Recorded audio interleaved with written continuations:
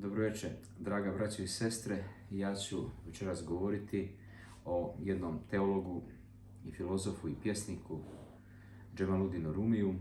Mevlana Džemaludin Rumi bio je persijski i islamski filozof, teolog, pravnik, pjesnik, sufi mistik iz 13. vijeka. Smatra se jednim od najvećih mističkih pjesnika islama koji je pisao na persijskom jeziku. Zašto je on blizak nama pravoslavnim hrišćanima? Zato što sufije i monasi imaju dodirnih tačaka. Elif Šafak je napisao jednu knjigu na osnovu njegovog učenja, Rumijevog učenja, 40 pravila ljubavi. Jedna predivna knjiga. Analizirat ću malo tu knjigu, a malo ću govoriti i o Rumiju. Rumi je predivan čovjek, znači on je fascinirao ne samo muslimane, nego i ateiste, hrišćane, budiste, hinduiste. Ime Rumi dobio zbog toga što je život proveo u Rumu, rumski sultanat, današnja Srednja Anadolija. A Mevlana na farseju znači vodič, naš gospodar. Sada neću puno govoriti o njegovom životu, da je rođen 1207. godine u gradu Balhu, oblast Batrija, tada u sastavu Haramazedinskog carstva, to je današnji Afganistan, potiče iz ugledne porodice. Njegov otac Bahudin Velad bio je učenjak pred najezdom Mongola i zbog dvorskih intriga kojima je bio njegov otac Behadin postao je izložen. Njegova porodica napušta Balh između 1213. i 1217. godine. Prema predanju u gradu Nišpuru sreće čuvenog mistika Atara, koji vidjevši Bahudina i Džemaludina uzviknuo je: gle čuda, dolazi nam rijeka koja vodi moćan okean. Tada čuveni sufija malom Džemaludinu poklonio je svoju knjigu Esrarme. Nakon nekoliko godina putovanja kroz razne oblasti istoka, porodica se nazad nastanjuje u gradu Konija, gdje Behadin 1227. godine uspio da dobije položaj profesora teologije.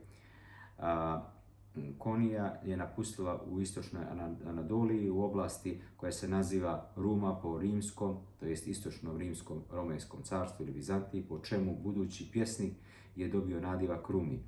Nakon smrti oca 1231. godine Džemaludin putuje u Siriju i prevodi 7 godina provodi u Damasku, gdje prevodi mnoge knjige, i u Alepu, nakon čega se vraća u Konju, gdje nasljeđuje očevo mjesto i predaje teološke nauke. Rumi nije bio ni najmanje vjerski isključiv. Imao je puno prijatelja hrišćana, posjećivao je hrišćanska svetilišta i u njegovim djelima ima metafora koje vodi porijeklo iz evanđelja i predanja. Tražite put ljubavi razumom, što znači tražiti svjetiljkom sunce.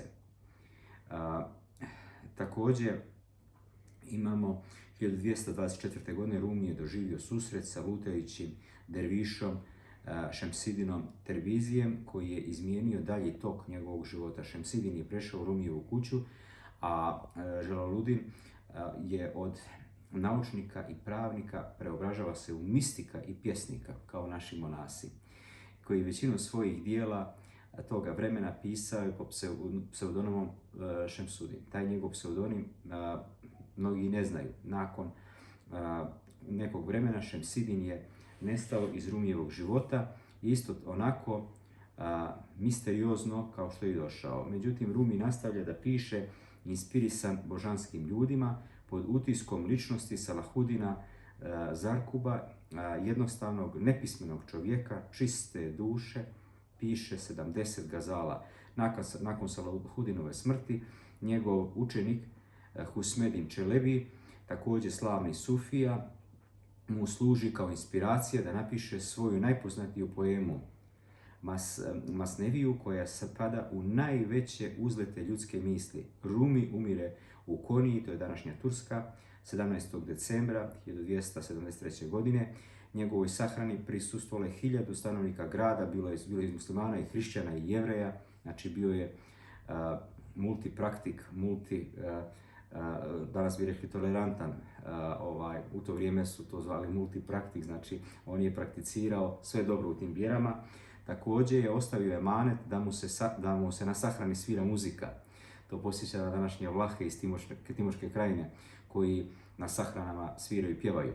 Noć ostaje poznata kao noć vjenčanja, Šabe Arus, i od tada svake godine dolazi rijeka njegovih poštovaca iz čitavoga svijeta na njegovo turbe, odnosno grob. Sada, njegova filozofija je sufizam, mistično, estetsko tumačenje Kur'ana. Bio je dio islama od njegovog osnivanja u 7. vijeku, ali nije uvijek bio prihvaćen od strane ostalih islamskih učenjaka. Dželaladin Muhammed Rumi, poznatiji jednostavno kao Rumi, odgajan je u pravoslavnom islamu. Prvi put je došao u kontakt sa sufizmom kada se njegova porodica dosela sa istočne ivice Persije u Anadoliji sredinom 13. vijeka. Sufijski koncept sjedinjenja sa Bogom kroz ljubav zagrijalo je njegovu maštu. Od ovoga je razvio verziju sufizma pomoću kojeg je želio da objasni odnos čovjeka sa božanskim. Rumi je postao učitelj jednom redu sufija koji je on bio medijum između Boga i čovjeka. Za razliku od opšte islamske vježbe, ostavio je veliki naglasak na zikr, odnosno obredna molitva ili jektenija, a ne u racionalnom nazivu Kur'ana, božansko vojstvo, i postao je poznat po svom zanosu otkrovenja. Sada, također, njegova religija, Rumi, pripada klasi islamskih filozofa, Ibn Arabi, Mula Sadra. Ovi filozofi često zajedno se proučavaju u tradicionalnim školama irfana i filozofije i teozofije širom islamskog svijeta. On je veoma tolerantan. Sada, na kraju ću pročitati samo neke dijelove ove knjige koja je inspirisala i danas inspiriše mnoge književnike. Hristos me potapšao po ramenu, kao da će reći, ne vrijeđaj se lako. Znaš, upravo zbog toga se grozim religije svih vrsta. Religiozni ljudi su toliko ubijeđeni da je Bog na njihovoj strani, da misle da su bolji od drugih. Znači, ne smijemo vrijeđati druge. Također, jedan dijelić ove prelijepe knjige, ni dijelić sekunde me nije obuzela zbunjenost i čudan osjećaj olakšanja, a da nijesam rekao, mada sam bio tužan i šokiran, također mi je sinulo da je to najbolje. Zar sad život neće biti lakši i spokojniji? Ne zaboravi koliko mi znači život, a znači mi i tvoj život, život čitavog čovječanstva. Neko vrijeme nijesam znao to. Svijet je pust, lišen, bez sunca, kao ovaj grad što je lišen sunca kad je hladno, tako je i moja duša prazna. Ne mogu da spavam noću, ne mogu da spavam danju, samo lutam unaokolo. Ovdje sam, a duh moj je među ljudima. Ljut sam na sve ostale. Kako mogu da žive svoje živote kad se ništa nije promijenilo? Kako život može biti isti bez Isusa? Znači, bez Isusa nema života. On je volio Isusa i zato se družio sa hrišćanima. Znači, Rumi je filozof. Mi, hrišćani, moramo voljeti ostale ljude, i muslimane, i jevreje, i ateiste. I moramo imati tako veliko srce i takvu veliku toleranciju kao Rumi. Ne moramo se slagati sa njime, ali moramo doista voljeti ljude. Ako imate priliku, naručite ovu predivnu knjigu i čitajte Rumija, čitajte filozofe. Neka vas sve Gospod blagoslovi. Amin.